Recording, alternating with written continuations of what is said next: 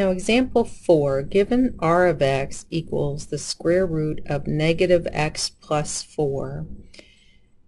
So it is a little confusing when we have both a horizontal reflection and a horizontal shift. So I'm going to rewrite r of x by factoring out a negative 1. So the equivalent equation would be the square root of negative x minus 4. If we do this first, we can read the transformations correctly. So note to self, the parent graph is y equals the square root of x.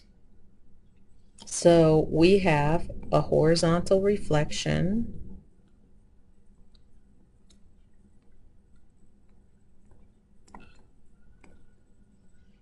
and again you can just leave it like that, or you could actually say over the y-axis, but a horizontal reflection implies it's over the y-axis, and that would be multiplying the x values by negative 1 and then reading the second version of r of x will give the correct transformation. So remember, minus 4 means that we're actually going to shift right 4 units. So that's a horizontal shift right 4 units. So again, when you have both a horizontal reflection and a shift, depending on the parent function, sometimes those can be tricky. So always factor out a negative 1 and then read the transformations correctly.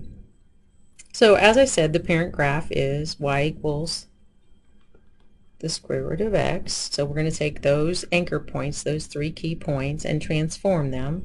And we're only going to do something to the x values because these were 2 horizontal transformations and we have to do them in the correct order. So we're going to multiply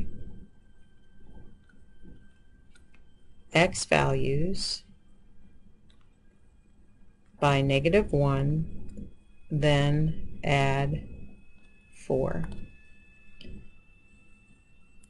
So, and we know the shape of this graph, and it's kind of like, forget what we called it, but I'll sketch it here. The square root of x looks something like that. And then to be very careful about writing r of x so that we can see the transformations clearly, I'm going to write the square root of negative 1 times x minus 4, and then we're going to take our anchor points, our key points. They were 0, 0, 1, 1, and the perfect square of 4, so that y is 2. And we're going to multiply the x values by negative 1 first. 0 times negative 1 is just negative 1, then add 4. We're going to take 1 times negative 1 and add 4. And we're going to take 4 times negative 1 and add 4.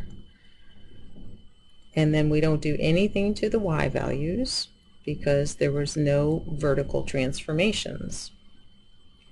So when we connect those dots, then we'll see what happened to r of x compared to the parent graph. So 4, 0, 3, 1, and 0, 2. So knowing that we start at 4, 0, and we sketch kind of a backwards square root function there, that is where r of x lives.